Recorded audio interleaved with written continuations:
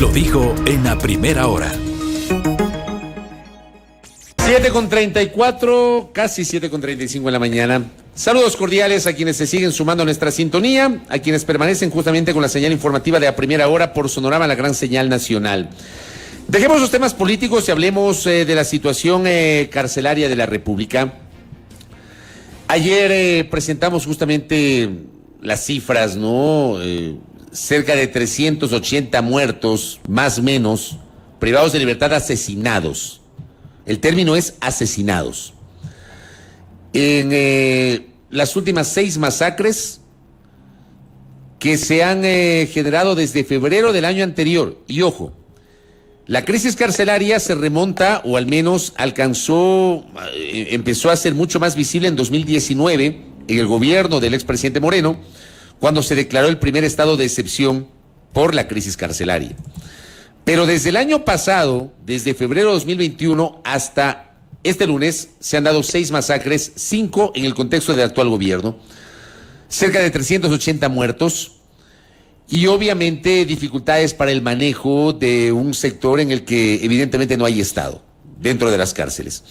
El presidente Lasso integró hace algún tiempo la Comisión de Pacificación, que ha tenido un trabajo, digamos, de observación. Queremos saber cómo mira la Comisión de Pacificación y diálogo en las cárceles, los hechos recientes, lo que pasó en Santo Domingo de los Áchilas al inicio de esta semana, que provocó la muerte de 44 privados de libertad, asesinados. Hay incluso cuerpos que no han podido ser identificados porque están mutilados.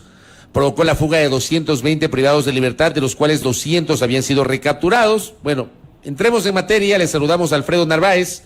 Él es el vocero de la Comisión de Pacificación, que tiene la gentileza de conectarse con nosotros vía telemática a nuestro espacio de noticias. ¿Cómo le va, señor Narváez? Bienvenido, muy buenos días. Le saludamos Belkis Sánchez y quien le habla, Fabricio Vela.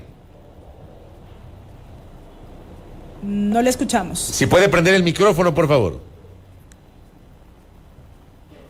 Con mucho gusto, gracias. Muchas gracias. Muy amable. Gracias, señor Narváez, por estar con ustedes y a través de ustedes pues llegar a la ciudadanía. Este es un problema bastante serio, un problema realmente que nos complica como país y bueno, estoy a disposición para responder las preguntas que ustedes crean necesarias sobre este delicado tema. Lo primero que quiero pedirles es una reacción a lo que pasó el día lunes en la cárcel de Santo Domingo de los Áchilas, señor Narváez. Con mucho gusto. En primer lugar, nuestra reacción es la de profunda tristeza y preocupación. Son 44 vidas que fallecieron, se perdieron de una manera horrenda. Y la preocupación de que esto no se vuelva a repetir. Hemos exhortado a las autoridades, no solamente estoy hablando de la autoridad que administra los centros penitenciarios, sino también el poder judicial. Esto se motivó básicamente por los enfrentamientos que hay entre las bandas, entre las organizaciones delictivas, y obviamente por un traslado que a nuestro juicio fue un traslado que debió haberse hecho con mayor prudencia. El objetivo de un traslado, en este caso los traslados vinieron por habeas corpus, es el de salvaguardar la vida de las personas que son trasladadas y, por cierto, también tiene que tomarse en cuenta la seguridad de las personas que están en el centro donde se dan los traslados, ¿no? Y mire usted, 44 personas fallecidas. Es lamentable. Y obviamente nuestro compromiso de seguir trabajando para que se tomen en cuenta, se hagan bien las cosas, porque en el fondo se trata de eso, ¿no? Se trata de comprometerse con el sistema penitenciario para mejorarlo. De suyo, hablando ya en lo macro, el sistema penitenciario, como usted bien conoce, es un sistema penitenciario deficitario. Es un sistema que realmente no ayuda a las personas a recuperarse en todas sus dimensiones. en su dimensión laboral, en su dimensión ética moral, en su dimensión espiritual. Y ese es un problema enorme, grande. Estamos en un sistema punitivo que lo único que quiere ver es el castigo y no permite la redención, no permite la rehabilitación para una futura reinserción en la sociedad. Alfredo, buenos días. Le saluda Belkis Sánchez. En el diagnóstico que ustedes presentaron al presidente de la República sobre sus primeros 3 meses de gestión, si no me equivoco, identificaron aspectos ligados a redes de corrupción integradas por los mismos funcionarios, militares y policía, el hacinamiento y las disputas de las cárceles por parte de las bandas. ¿Qué recomendaron finalmente a las autoridades a propósito de este primer trabajo que pudieron realizar y evidenciar sobre la situación carcelaria del país? Bueno, ese es el problema del país, el problema de la corrupción. La corrupción no solo se da en el sistema penitenciario, que sí se da, también se da en la vida civil, en la vida pública, en la vida política, se da en las empresas privadas, se da en el diario vivir de la gente. Cuando yo vulnero el derecho de otra persona para sacar un beneficio, y no necesariamente económico, normalmente económico, estoy cometiendo corrupción, estoy haciendo actos de corrupción. Ustedes como periodistas perfectamente saben que ese es un mal de nuestro país. ¿Cómo se cura esto? Con educación. ¿Cómo se cura esto? En las familias, en las escuelas, en los colegios. ¿Cómo se cura esto? Dando oportunidades a tantos y tantos jóvenes que no tienen acceso a una educación de calidad, a un trabajo digno que les permita sostener a sus familias. La corrupción tenemos que acabarla de raíz en todos los estratos de la sociedad. Ahora bien, hablando específicamente del tema carcelario, no hay que ser muy inteligente para entender que si usted tiene ingreso de armas a los recintos penitenciarios, que es ilegal, que es inadmisible, obviamente que hay corrupción. Alguien tiene que permitir la entrada de esas armas. Alguien tiene que permitir la entrada de sustancias prohibidas. En ese sentido hemos alertado de algo que ya se conocía, porque no es que hemos inventado el agua tibia. 2, hay procesos judiciales, penitenciarios que se retrasan. Hemos podido constatar a través de lo que se nos ha informado de que los procesos en una muy buena proporción judiciales, tales como las excarcelaciones, los beneficios penitenciarios, etcétera, se mueven como cuando se pide dinero. Y eso es corrupción. Todo eso tiene que terminar. ¿Qué podemos hacer? Yo diría que las autoridades competentes tienen que nombrar personas probas, un equipo interinstitucional que pueda realmente, con mística de servicio, terminar con este mal de la corrupción. Pero, insisto, más allá de las recomendaciones, de los diagnósticos que ustedes han presentado, el Estado ecuatoriano, representado por el gobierno, que al final es el responsable del manejo de las cárceles, ¿qué correctivos ha aplicado? ¿Ha tomado en cuenta o no las recomendaciones de ustedes, señor Narváez? Bueno, sí le debo decir en honor a la verdad que con el nuevo equipo de administradores de los recintos penitenciarios, que tienen creo que 2 meses y medio, máximo 3 meses en algunos casos, sí se ha visto un cambio positivo. Por ejemplo, hemos sido informados de que se han iniciado procesos administrativos contra personas que no cumplían con su deber. o que lo hacían de manera inadecuada. Estas personas en algunos casos han sido cesadas, en otros han sido trasladados, etcétera, etcétera. No conocemos todavía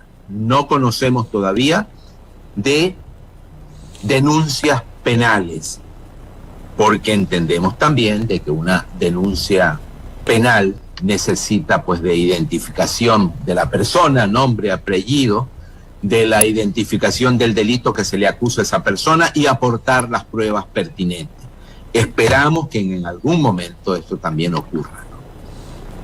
Oiga, pero usted me dice que sí se han tomado algunos correctivos, pero o sea, perdóneme, si hablamos de 5 masacres carcelarias en el contexto del actual gobierno, más una sexta en febrero del año anterior, casi 380 muertos, ¿cómo podemos señalar que las cosas como que están en camino de mejorar, señor Narváez? Quisiera entenderlo de mejor manera.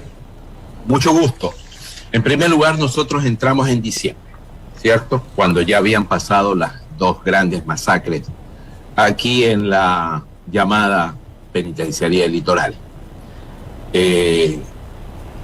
Luego después pasó lamentablemente lo del Turi y ahora tenemos este dolor de lo que ha pasado en Santo Domingo.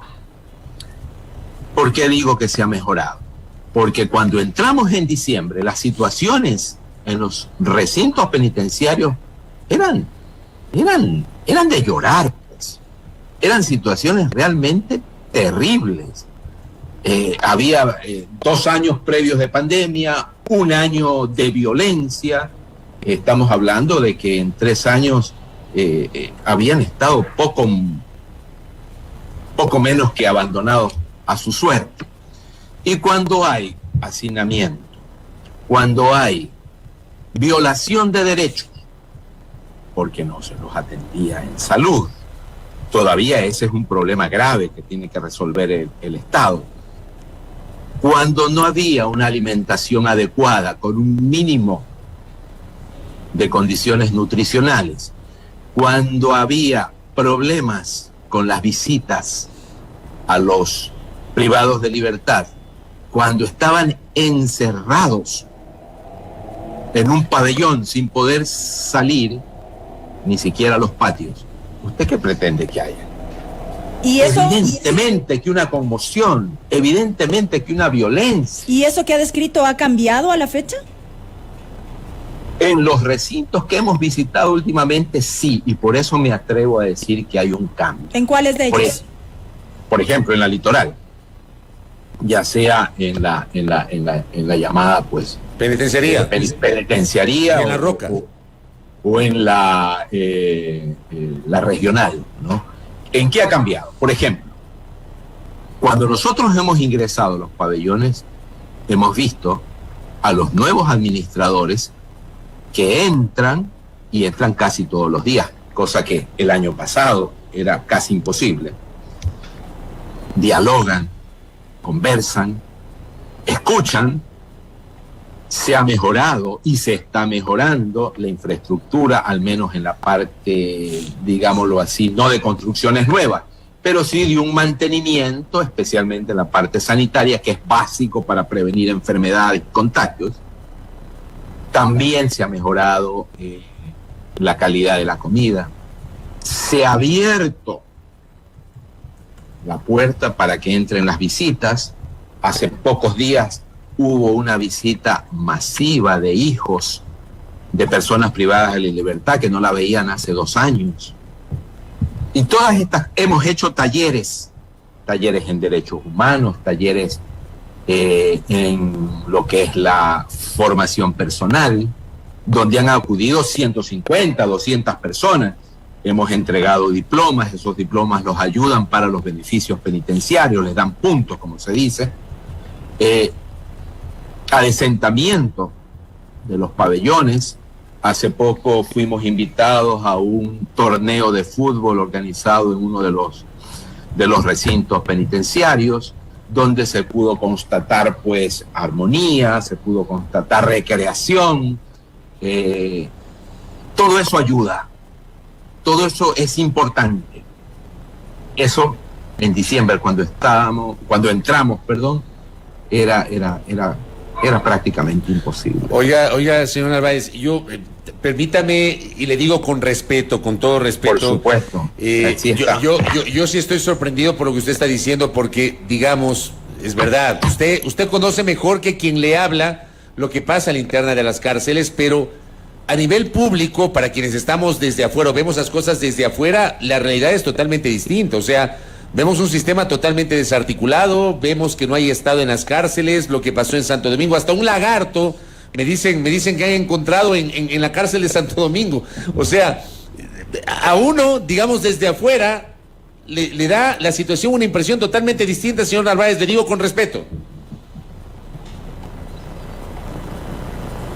No, por supuesto, y de eso se trata, ¿no? De que conversemos con respeto, por supuesto que sí. Y le contesto también en la misma dimensión. A ver, de que los problemas existen, existen. Una de las principales recomendaciones que vamos a hacer cuando nosotros entreguemos el informe final en ya un mes, porque el 16 de junio oficialmente terminamos nuestra tarea. Uno de los principales comentarios y sugerencias que vamos a hacer es que a través, posiblemente, del comité técnico que ha organizado el gobierno, están pues las autoridades del SNAI, están los ministerios del área social, está la judicatura, etcétera, etcétera, etcétera, se articule para que las soluciones sean soluciones globales, conocidas por todos los involucrados en este problema. Ya. Eso es fundamental. Para eso el censo penitenciario digitalizado es importantísimo, y además intercomunicado entre todas estas instancias, para que salud sepa el estado de las personas privadas de la libertad, al igual que la judicatura, al igual que el SNAI, etcétera, etcétera. Pero volvamos a su pregunta, que me parece sumamente interesante. Los problemas subsisten. O sea, vamos a ser claros, las armas no han sido entregadas en su totalidad. Los problemas subsisten. Hace 4 días, 44 muertos. Eso es horrendo. Eso es inadmisible. ¿Qué es lo que le digo se ha mejorado? Todo lo que le mencioné y que no se visibiliza. ¿Por qué? Porque en la opinión pública, que durante años le dimos la espalda a esta realidad penitenciaria, le dimos la espalda como sociedad, ¿verdad? Se ha alimentado de que todo es muerte, masacre, todo es barbarie, todo es rojo, negativo, sangre. No es así. Lo que yo le estoy diciendo, yo lo he visto, lo he palpado. Nosotros entramos a los pabellones, dialogamos con las personas, y son personas, seres humanos, que tienen derecho a una vida digna, a un trato humanizante. ¿Que pueden haber cometido un delito? Por supuesto que sí. ¿Que pueden haber cometido una infracción? Claro que sí. Por eso están privados de la libertad. Pero no están privados de todos los demás derechos humanos a los que deben acceder.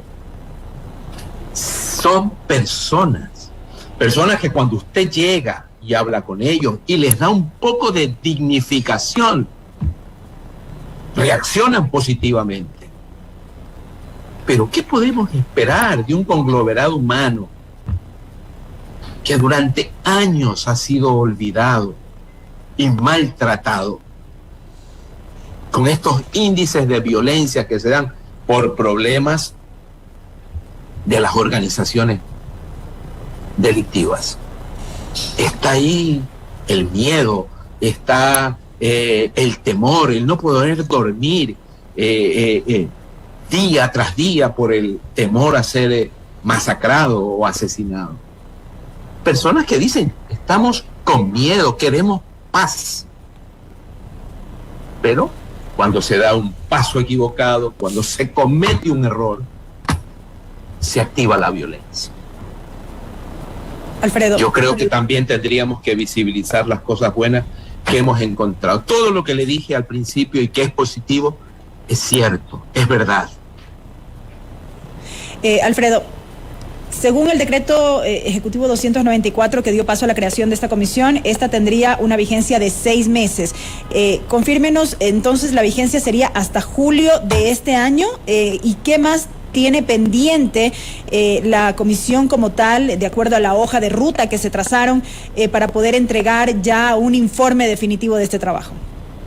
Perfecto. El decreto 294, tengo correcto. Entendido, ¿verdad? Exactamente, 294. Nosotros tenemos una vigencia hasta el 16 de junio. Junio. Estoy hablando. Junio. Porque fuimos creados el 16 de diciembre. Correcto. O sea, un mes Mismo más. día. Un mes más tienen ustedes. Un mes más, así es. Debo decirle varias cosas ahí, estimada señorita. El mismo día en que fuimos convocados por el señor presidente y se nos nombró, en la tarde ya estábamos adentro de un recinto penitenciario aquí en Guayaquil, porque el acto protocolario se dio aquí en Guayaquil. Y hemos venido trabajando, hemos ingresado a casi todos los recintos penitenciarios grandes del país. Pero bueno, sí, el 16 de junio termina oficialmente nuestra tarea. ¿Cómo va a terminar? Con un encuentro con el señor presidente, esperamos que él nos reciba. De hecho, ya estamos haciendo las gestiones para que se anote en agenda y él pueda recibirnos, Dios quiera que así sea. Entregamos un informe final con las recomendaciones definitivas. Recomendaciones hay muchas, estudios hay muchos y muy bien hechos. Naciones Unidas, Unión Europea, derechos humanos. ¿Cuál es el plus? Al menos es lo que yo pienso de nuestro trabajo. Nuestro trabajo no es un trabajo de escritorio, no es un trabajo científico. Nuestro trabajo es contar, sugerir, recomendar en base a lo que hemos visto, oído, palpado, escuchado. ¿Por qué hemos entrado a los recintos penitenciarios? Porque hemos podido entrar y conversar con las personas privadas de la libertad. Punto 1. Punto 2. En la comisión, y esto tengo que dejarlo claro para ser justo y lo más veraz posible, hay una corriente de algunos comisionados de que nuestro trabajo debería continuar. Yo personalmente pienso que no, pero esa es mi opinión personal. Yo creo que queda mucho por hacer, especialmente en la parte humana y de dignificación. Hemos nosotros, como le digo, desde diciembre palpado situaciones de indolencia terrible, porque como usted bien lo dijo, el señor periodista que la acompaña, señorita, el Estado ha estado ausente, pues, pero durante años. Y las situaciones de indignidad, de trato no humano, eran terribles. Poco a poco esperamos, confiamos que las nuevas autoridades, y con esta interconexión entre las diferentes funciones e instituciones que tienen que ver con el problema penitenciario, se vaya corrigiendo. Yo creo que desde afuera, sin necesidad de llamarnos Comisión de Diálogo y Pacificación, se puede hacer mucho. Por ejemplo, le digo, un ejemplo, la Iglesia Católica. La Iglesia Católica, a través de la persona que el señor arzobispo de Guayaquil, que además es presidente de la Conferencia Episcopal Ecuatoriana, ha nombrado, puedo darle el nombre porque no hay ningún problema, ¿verdad? La señora María Cristina de Pubi hace un trabajo extraordinario. Hace un trabajo de ayuda, de solidaridad. No solamente se limitan al culto religioso, que ya es bastante, porque una persona con iniciativa religiosa es una persona que aspira, es una persona que se calma, es una persona que puede encontrar consuelo y por lo tanto sus niveles de violencia bajan. Pero no solo eso, estas capellanías ayudan también en la parte física, temporal, ¿no? Asisten, se preocupan, tratan de buscar soluciones, ¿ya? En el Napo no hemos ido todavía, creo que ya no vamos a alcanzar a ir a los centros de reclusión del Oriente Ecuatoriano. Cáritas, que es de la Iglesia Católica, está construyendo un templo. Mire qué belleza. Mire usted, un templo donde pues los privados de libertad pueden encontrar ayuda espiritual, consejería espiritual, y eso baja los niveles de violencia. Señor Narváez, para cerrar, luego de su exposición, le pregunto, ¿por qué se fue Nelsa Curbelo y cómo asumió la comisión la decisión de la señora Curbelo de dejar justamente esta instancia? Yo personalmente la asumí con mucha pena. A mí me dio mucha pena que Nelsa no nos acompañara hasta el final. Pero sin embargo, debo decirle que durante el tiempo que estuvo, que fueron 4 meses y más, pudimos contar con su guía, con su motivación. Nelsa es una extraordinaria persona, lo he dicho muchas veces. Es una persona que ha consagrado su vida al servicio. Consideró que debía retirarse. De hecho, conozco por ella misma de que se le abrieron otras puertas para seguir con su carisma de servicio, esta vez en los barrios. Mire, eso es importantísimo para arreglar el problema penitenciario. Nelsa, con su equipo y la gente que la ha convocado, está trabajando en pacificación en los barrios, pero es allí donde se inicia la violencia. Ahí es, dicho crudamente, donde se reclutan a los jóvenes para inmiscuirlos en la delincuencia. Entonces, en los barrios, dando esperanza, creando instancias de paz. Fíjense, está la figura de los jueces de paz barrial, una cosa maravillosa, donde los conflictos se puedan resolver en el sitio, donde existan realidades de cultura, de deportes, donde los jóvenes puedan tener una salida. Porque uno de los problemas que tenemos en el problema penitenciario es que entran. Se ocurre el hacinamiento. ¿Y por qué entran tantos? ¿Por qué entran tantos jóvenes? Porque, como ya les dije a un principio, no encuentran. O es el camino más fácil, porque no encuentran posibilidades de desarrollo, no encuentran educación adecuada, no encuentran trabajo digno. Y eso contribuye a la delincuencia y por ende al problema penitenciario. Correcto, señor Narváez, le quiero agradecer por estos minutos para escuchar su exposición y su visión sobre la crisis carcelaria. Que tenga un buen día y estamos pendientes del 16 de junio cuando ustedes cerrarán su trabajo. Muy amable.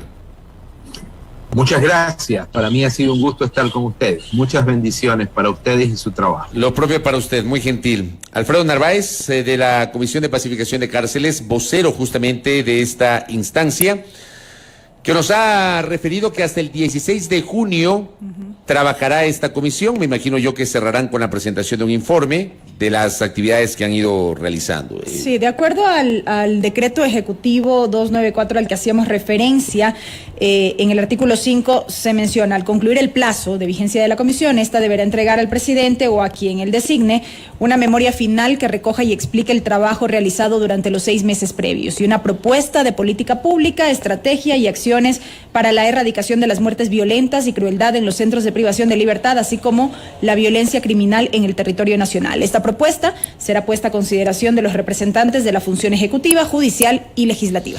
Bueno, se lo dije, ¿no? Yo sí estoy sorprendido por algunas de las cosas que dijo el señor Narváez. Es su visión muy respetable, pero digamos, para quienes vemos las cosas desde afuera, la realidad es otra.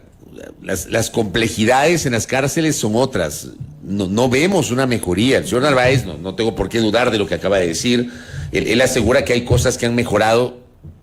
No sé ustedes, no sé tú, Belkis, nuestra audiencia. Yo no siento esa mejoría cuando cada 3, cada 4 meses tenemos masacres en las cárceles. Cuando resulta que ayer esto se reveló, hasta un lagarto encontraron en la cárcel de Santo Domingo. Un lagarto, un animal. Los hechos están a la vista, ¿no? Un lagarto. No puedo creerlo, es que de verdad parece chiste. Pero termina siendo anécdota. Parece un chiste, lagarto. De verdad. Acá, por ejemplo, me envió mi doctor Lucero una referencia, ¿no?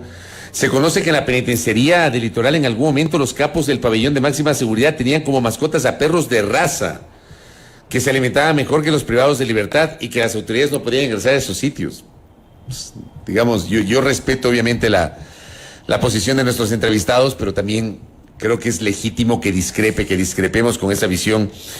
Al final nosotros no somos parte de la comisión, ellos sí, ellos dicen que algunas cosas han mejorado, uno sentiría que no, que en el balance no hay estado en las cárceles. Ahí cada uno de ustedes tendrá obviamente su propia valoración. Pero insisto, el lagarto, un lagarto, o sea, esto ya rebasó cualquier tipo de situación en nuestro imaginario sobre lo que está pasando en las cárceles. Primera plana, todas las noticias, todas las voces.